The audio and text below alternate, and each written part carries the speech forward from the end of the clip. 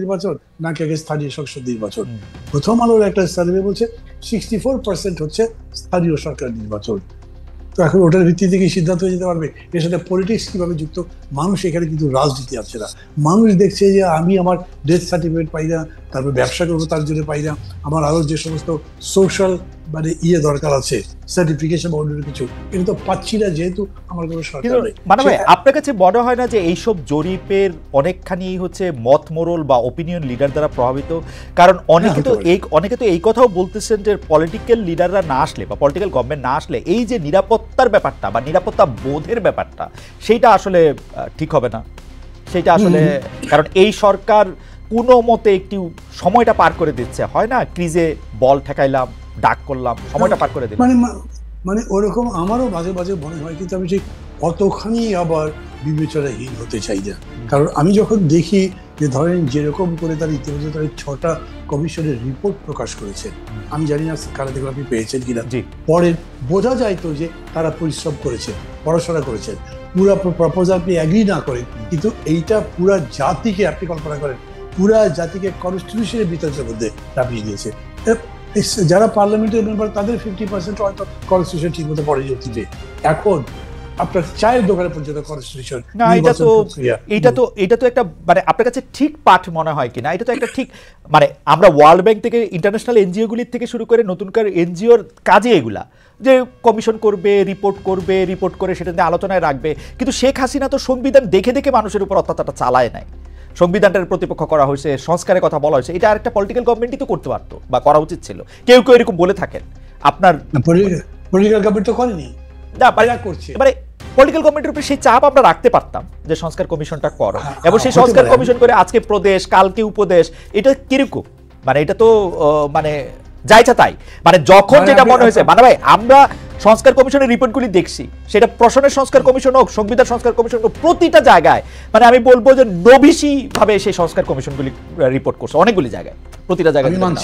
আমি মানছি, কিন্তু সবগুলোই তারা যেমন ধরনের কনস্টিটিউশনের যে, এবং মানে আমি আরেকটু যোগ করি, এগুলি করতে পরিশ্রম লাগে না। এগুলি করতে পরিশ্রম লাগে না। এই যে একজন প্রফেসর এখানে আসেন, তার কাছ থেকে আমি শুনবো, এগুলি করতে পরিশ্রম লাগে না। যেইভাবে এই কাজগুলি হয়েছে সেগুলি আমাদের স্যাররা, এই যে নিউটন স্যার আছেন, আমাদের ক্লাসরুমে এর চেয়ে বড় বড় ইয়া দিতেন আসলে। যাই হোক মানে আপনি বলেন। আমি বলছি যে আগে পলিটিক্যাল পার্টিগুলো করি, এরা করছে, সেই করছে যে সেটাকে আপনি কেন ক্রেডিট দেবেন না? একটা তো কথাই চালু হয়ে গেছে, সে হচ্ছে যে বাংলা দেশের মধ্যে প্রতিষ্ঠিত হয়েছে যে আমাদের এগুলো বদল করতে হবে। ধরেন এরা পুরোটা করতে পারলো না, দেখা গেল এন্ড অফ দি ডে যে এদের 80% জিনিস ট্র্যাশ হয়েছে, কিন্তু ধারাটা তো চালু হয়ে গেল, পরে যারা আসবে তারা আবার এটা কন্টিনিউ করতে পারে।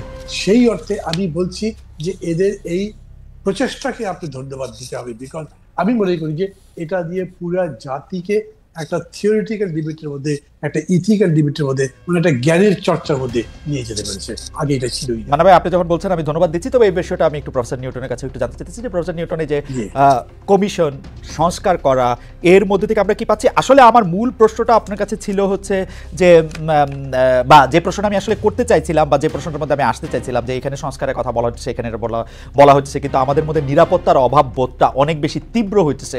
কোথাও আসতেছে মব, কোথাও আসতেছে তৌহিদি জনতা, কেউ আমাকে সিগারেট খাইতে দেখলে ধরে মারতেছে, কেউ হলো আয়সা বকতেছে, মেয়েদের জন্য আলাদা রকম একটা আইন কানুনের কথা বলতেছে, কেউ আবার গিয়া মাজার মুটটা ভাঙতেছে, আবার কেউ গিয়া আরেকটা ভালো কাজও করতেছে, সবাই মিলে। এগুলি আপনি আসলে কিভাবে দেখেন? সরকারের ব্যর্থতা হিসেবে দেখেন কিনা, সরকার অন্য কোনো কিছু করতে পারতো বলে দেখেন কিনা?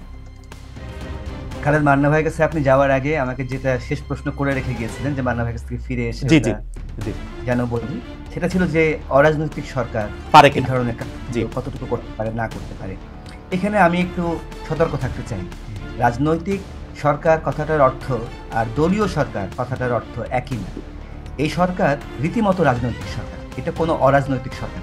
একটা সরকার পরিচালনা, একটা রাষ্ট্র পরিচালনার কাজ কখনোই অরাজনৈতিক হতে পারে না। এটা it is very much political. এটা দলীয় সরকার না, এটা আমরা একটু যেন খেয়াল রাখি। এত বেশি পলিটিক্যাল সরকার আমরা অতীতে পাইনি।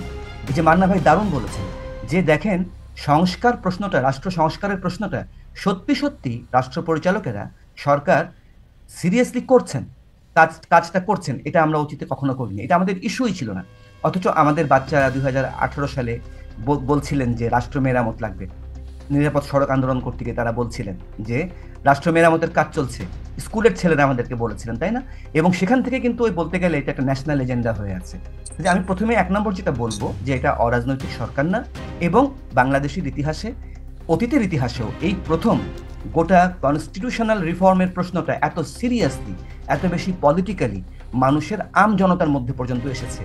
স্কুল কলেজের ইউনিভার্সিটির ছেলেমেয়েরা সিরিয়াসলি কনস্টিটিউশন নিয়ে কথা বলছেন, কেমন এটা আমরা ইগনোর করতে পারছি না। এবং সংস্কার কমিশনগুলো পরিশ্রম হয়েছে কিনা খালেদ আপনি বলেছেন, সেটা বড় প্রশ্ন না। গায়েগতরে পরিশ্রম, মাথার পরিশ্রম সেটা এক জিনিস, আর রাজনৈতিক তাৎপর্য সেটা আর একটা জিনিস। এনজিওগুলো যেভাবে রিপোর্ট তৈরি করে, যেভাবে রিপোর্ট পেশ করে, সেগুলোর এক ধরনের পরিবেশ, এক ধরনের প্রেক্ষাপট আছে। আর এখন যে রাষ্ট্র সংস্কারের প্রসঙ্গগুলো হচ্ছে, এটা অনেক বেশি তাৎপর্যপূর্ণ, অনেক বেশি সিগনিফিক্যান্ট। সবচাইতে বড় এনজিওরও কোনো একটা রিপোর্ট তৈরি করা এর সঙ্গে তুলনীয় না। আচ্ছা, এরপরে মব এবং আইন শৃঙ্খলার প্রশ্নটা আপনি এনেছেন। দেখেন, আমি দেখছি কি যে এবারের গণ অভ্যুত্থানের পরে আমাদের গোটা সামাজিক রাজনৈতিক আলাপ আলোচনার মধ্যে মব প্রসঙ্গটা একটা নতুন শব্দ হিসেবে যুক্ত হয়েছে গণহারে, মানে গণ লেভেলে। এখন ইংরেজিতে আমরা যখন মব টব বলি না, কে কি বোঝেন আমি ঠিক জানি না, কিন্তু আমাদের এখানে গণপিটুনির ইতিহাস অনেক পুরনো, আমাদের এখানে চোরকে পিটিয়ে মেরে ফেলা অনেক পুরনো। যেমন ধরেন যে অনেক বেশি মাথা খাটিয়ে, অনেক বেশি ডেলিকেটলি, সূক্ষ্মভাবে মিনা কার্টুন তৈরি হয়েছিল মেয়েদেরকে এগিয়ে নেওয়ার জন্য। মিনা কার্টুনের আমার মনে আছে, আমার মনে দাগ কেটে গেছে। আমি আমার তখন একদম ছোট্ট বাচ্চা, 2-3 বছরের বাচ্চা, তাকে নিয়ে দেখছিলাম। প্রথম পর্বেই একটা চোরকে লাউ চুরি করার জন্য, একটা চোরকে গোটা গ্রামবাসী ধাওয়া করে।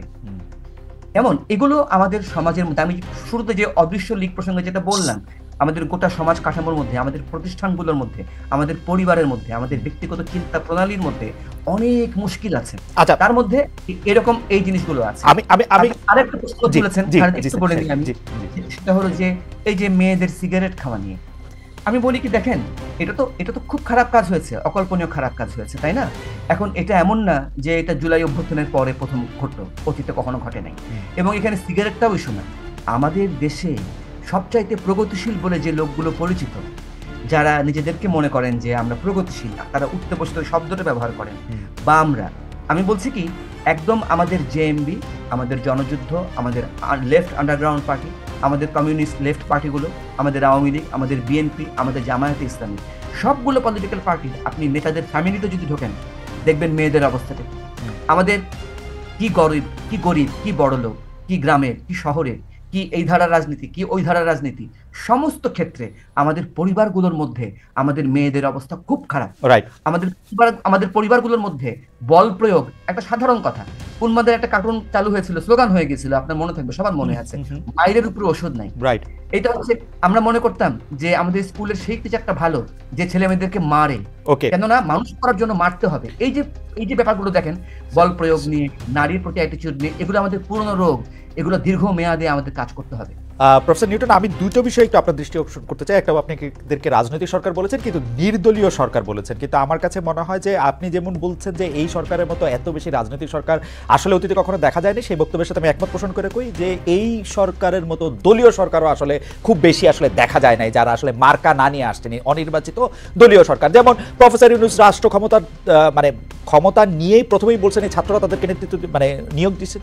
তারপরে প্রফেসর ইউনূস বেছে বেছে এমন সব লোককে নিয়োগ দিয়েছেন যারা একটা ঘরানার, একটা জায়গার এবং উনার পছন্দের মানুষ, এবং এটাকে আমি একটা খুবই খুবই বাছাই করা একটা দল বলতে পারি। এবং সেই দলটা যে একটা দল সেটা বোঝাও যাইতেছে নানা রকম ভাবে। তো আপনি এটাকে কেমনে এটারে মানে নির্দলীয় বলতে চান আমি জানি না, এটা নিয়ে আপনি আর 2 লাইন বলবেন কিনা। আর আপনি মব প্রসঙ্গে হোক, আপনি অতীতের কথা বলছেন, আমাদের মেয়েদের প্রতি ব্যবহারের কথায় আপনি অতীতের কথা বলছেন, সব কথাই কিন্তু তো আমরা তাহলে অতীতের জায়গার থেকেই আসলে বলতে পারবো। এই জায়গাটা নিয়ে আরেকটু বলবেন কিনা, এই দুটো প্রসঙ্গে আবার একটু। এটা অতীত বলি নাই, এটা মেয়েদের প্রশ্নে আমি অতীত বলি নাই, মবের প্রশ্নে অতীত বলি নাই। আমি বলছি যে এটা আমাদের সমাজের গড়নের মধ্যে, আমাদের পরিবারের গড়নের মধ্যে আছে, বর্তমানেও আছে, অতীতেও আছে, আগামী অনেকদিন পর্যন্ত ভবিষ্যতেও এটা থাকবে। আমরা যদি অনেক বড় করে প্রশ্নগুলোকে নিয়ে শিক্ষামূলক কাজের দিকে না যাই, আমরা যদি নতুন মূল্যবোধ তৈরি করতে না পারি, তাহলে আমরা এই মুশকিলগুলোর মধ্যে থাকবো। এই মুশকিলগুলো শুধু বাংলাদেশের মুশকিলও না। আচ্ছা, ফলে এটা অতীত ভবিষ্যতের প্রশ্ন না। নির্দলীয় শব্দটা আমি কিন্তু বলি নাই, আমি অনির্বাচিত শব্দটাও বলিনি। আমি বলেছি যে রাজনৈতিক সরকার এবং দলীয় সরকার, এই দুইটা ধারণার মধ্যে পার্থক্য আছে। তার মানে আমি এটা বলিনি যে এটা নির্দলীয় সরকার, আমি এটাও বলিনি যে এটা অনির্বাচিত সরকার। নির্বাচিত অনির্বাচিত ভোটের মধ্যে দিয়ে নির্বাচন এক ধরনের। আমি যদি এখন প্রশ্ন করি যে আপনি এটাকে দলীয় সরকার মনে করেন কিনা, আমি বলবো যে সুনির্দিষ্ট একটা রাজনৈতিক দলের এটা সরকার না, সুনির্দিষ্ট একাধিক রাজনৈতিক দলের এটা সরকার না, কিন্তু এটা তো নিজে একটা দল, গ্রুপ, এটা একটা গোষ্ঠী, তাই না? এ সেট অফ পিপল। ফলে আমি কি নামে ডাকবো সেটা বড় কথা না, বড় কথা হচ্ছে যে আমার পয়েন্ট যেটা ছিল যে এটা খুব রাজনৈতিক সরকার এবং একদম রাষ্ট্র পরিচালনার সমস্ত রাজনৈতিক কর্মকাণ্ডের যে গোড়ার আইনি কাঠামো সেটা ধরে এরা টান দিচ্ছেন। এই অর্থে বলছি সংস্কারের কাজে হাত দিচ্ছেন, এই অর্থে বলেছি যে এটা অনেক বেশি রাজনৈতিক সরকার। দলীয় কি দলীয় না এটা অত বড় প্রশ্ন না, কিন্তু এটাকে আমি অনির্বাচিত একটা শব্দ দিয়ে এক বিশেষণ দিয়ে বলে যেতে রাজি না। এটা একটা বিপ্লবের মধ্য দিয়ে, একটা গণ অভ্যুত্থানের মধ্য দিয়ে তৈরি হয়ে ওঠা একটা সরকার, এটাও একটা নির্বাচনের প্রক্রিয়া, এটারও একটা ভ্যালিডেশন আছে, লিগ্যাল ভ্যালিডেশনও আছে, এটার একটা বৈধতা আছে, তাই না? সেই ক্ষেত্রে কি যদি আমি এই কথাটার মধ্যে থেকে একটু আমার খটকা লাগে এই জায়গায় যে বিপ্লবের মধ্যে দিয়ে গড়ে ওঠা একটা সরকার, তো মানে এই সরকারটাকে কে চুজ করলো? মানে শুধু ডক্টর ইউনূসকে চুজ করা হয়েছে, বাকি জনরে ডক্টর ইউনূস চুজ করছেন, ব্যাপারটা কি এরকম নাকি সব পুরো সরকার ব্যবস্থাটাকেই চুজ করছে বিপ্লব যারা করছে তারা সবাই? দেখেন, আমি তো অনেক দূরে থাকি ঢাকা শহর থেকে, আমি দূর থেকে দেখার সুবিধাও আছে অসুবিধাও আছে। তা আমি আমার সুবিধার জায়গাটাই আমাকে ভাবতে হবে, কারণ আমাকে তো দেখতে হয়, দূরে থাকলেও আমাকে তো বোঝার চেষ্টা করতে হয়, ভুল হোক ঠিক হোক, তাই না? দূর থেকে আমি যেটা দেখেছি সেটা হলো যে এই সরকারটা অদ্ভুতভাবে, খুব লুজলি কিন্তু অদ্ভুতভাবে ব্যালান্সড একটা সরকার। এটা প্রথম আমরা একটা এমন সরকার দেখছি যে সরকার এক অর্থে বলতে পারেন শিথিল। ওই যে মান্না ভাই বলেছেন যে এই আমাদেরকে একটা মিনিট সময় দেবেন, মান্না ভাইকে আবার আরেকটা অনুষ্ঠানে চলে যেতে হবে, সেজন্য এই প্রসঙ্গে একটু মান্না ভাইকে আমরা শুনি, তারপর আমরা একটু আসবো। জি মান্না ভাই, আপনি একটু আমাদের একটু বলবেন যে আসলে এই বিপ্লবের সরকার, সংবিধান সরকার, এটা নিয়ে আপনার টেকটা। আমরা না, এগুলো বিপ্লবী সরকার তো নয়, এই জায়গাতেই আসলে খুব বড় ধরনের একটা ভুল বোঝাবুঝি হয়েছে এবং তারই জের আমরা এখনো টানছি, অন্তত যারা যারা দায়িত্বে আছেন, শাসন করছেন বা পরিচালনা করছেন তাদের মধ্যে আছে। খেয়াল করে দেখা খালেদ, সরকারটা চলে গেল 5 তারিখে, পরের সরকার আসলো 8 তারিখ। এই 3 দিন ধরে আমরা যে চেষ্টা করেছি, সেই চেষ্টার মধ্যে অন্যতম কাজ কি করা হয়েছে যে সরকারের পক্ষ থেকে প্রেসিডেন্ট যেহেতু ছিলেন, তিনি প্রেসিডেন্টকে রাখা হয়েছে এবং তিনি সুপ্রিম কোর্টের কাছে রেফারেন্স চেয়েছেন এখন আমি কি করতে পারি, পুরো জিনিসটাকে কনস্টিটিউশনাল শেপ দেওয়া হয়েছে, ক্যারেক্টার দেওয়া হয়েছে, সেই অনুযায়ী গভর্নমেন্টটা হয়েছে। আপনি যে জিজ্ঞেস করলেন না যে এই গভর্নমেন্টটা কে করেছে, ডক্টর ইউনূসকে বুঝলাম ছাত্ররা চেয়েছে, বাকি অ্যাডভাইজারদেরকে এড়িয়েছে। আমাদের কনস্টিটিউশন মধ্যেই ছিল যে অন্তর্বর্তী সরকারের প্রধানটাকেই নির্বাচন করা হবে, প্রধান বাকি উপদেষ্টাদের মনোনয়ন দেবেন বা নিয়োগ দেবেন, যেরকম করে বলেন সেটাই করেছে। তারপরে কমপ্লিটলি এটা একটা কনস্টিটিউশনাল প্রসেস ফলো করেছে। তো আপনি কনস্টিটিউশনাল প্রসেসও ফলো করবেন, আবার বলবেন আমি বিপ্লবও করেছি, এটা কি হলো নাকি? আর বিপ্লবের মধ্যে যেরকম করে ধরেন ট্রেডিশনালি একটা ক্লাস কোয়েশ্চেন থাকে, এখানে তো সে ক্লাস কোয়েশ্চেন দেয়, এটা জাস্ট পাওয়ার ট্রান্সফার ফ্রম মানে সেম ক্লাস, একই রকম দৃষ্টিভঙ্গি নিয়ে। এই দৃষ্টিভঙ্গির দিক থেকে কি হয়েছে, ওরা খুবই অন্যায় করেছিল, লুটপাট করেছিল, আমরা ভালো একটা দেশ করতে চাই, যারা আসছেন তারা সেই কথা বলেছেন। এই তো মানে ভাই, আপনার কাছে কি মনে হয় যে আপনি যেহেতু চলেই যাবেন, এটা একটু এই প্রশ্নটা একটু করে রাখি, যে আপনার কাছে কি মনে হয় যে আমরা যেই স্বপ্ন দেখেছিলাম সেই স্বপ্নের অনুবাদ এই সরকার করতে পারছে? মানে এই 6 মাস, প্রথম ইনিংস, দ্বিতীয় ইনিংস এরকম বলছেন, প্রফেসর ইউনূস বলছেন যে আসলে তো আইন শৃঙ্খলা তিনি কোনো অবনতি দেখেন না, বিবিসি সাংবাদিক আবার তাকে দেখানো হলো যে 50% ডাকাতি বাড়ছে, সেটার উনি একটা জবাব দিলেন। আপনার কাছে কি মনে হয় ফার্স্ট ইনিংস আর সেকেন্ড ইনিংসের মধ্যে আপনি? মানে এইটা হলো তারা চেষ্টা করছে আমি মনে করি, কিন্তু দে আর নট এক্সপেরিয়েন্স। এইটা খালেদ আমাদেরকে বুঝতে হবে যে আপনি এখন সবচেয়ে ভালো ক্রিকেট খেলোয়াড়টাকে ফুটবল খেলার মধ্যে নামিয়ে দিয়েছেন, তো উনি ভালো ফুটবল খেলবেন কিভাবে? সেটা তো উনি পারবেন না, পারছেন না। কিন্তু উনি কতগুলো মূল্যবোধের মতো একটা জায়গায় তৈরি করেছেন, এটা অ্যামেজিং মনে করেন না যে 7 পাস 8 পাস পরে। আপনি যদি মনে করেন যে অনেক ব্যর্থতা আছে, তারপরে মানুষ তাকে সমর্থন করে, মানুষ এরকম গভর্নমেন্ট চাচ্ছে, মানুষ কমফোর্টেবল ফিল করে। এবং উনি যেটা সাক্ষাৎকারে বলেছেন যে মানুষের তো আস্থা আমার প্রতি আছে, সেই আস্থা কিন্তু মানুষের আছে। প্রতিদিন প্রেস ক্লাবের সামনে আপনার এই যে বৈষম্য বিরোধী আন্দোলন চলছে, বিভিন্ন পেশার লোক চাকরিজীবী আন্দোলন করছে, প্রতিদিন সকালে বিকেলে বা রাতে গিয়ে বক্তৃতা করছি, কিন্তু তারপরেও তারা আবার ডক্টর ইউনূসের কাছে যাচ্ছে। তার মানে হচ্ছে যে তারা চেষ্টা করছেন যতখানি নিতে পারছেন। বহু ব্যর্থতা আছে তাদের। আমি জানি না আপনার সাথে নাকি কাকে, আমি 2-3 মাস আগে আমাকে জিজ্ঞেস করেছিল যে কত পার্সেন্ট সাকসেসফুল ওরা, আমি তখন বলেছিলাম এরা 40% সাকসেসফুল হতে পারে ম্যাক্সিমাম। আমি একই কথা এখনো বলবো। কিন্তু ধরেন একটা দুটো ভালো স্ট্রোকে তারা এইটা 60-70-তে উঠে যেতে পারে, এই সম্ভাবনা আছে। যদি তারা সাকসেসফুলি সংস্কারের ডায়লগ কমপ্লিট করে এটা একটা এক্সিকিউশন করতে পারেন, that will be big lip.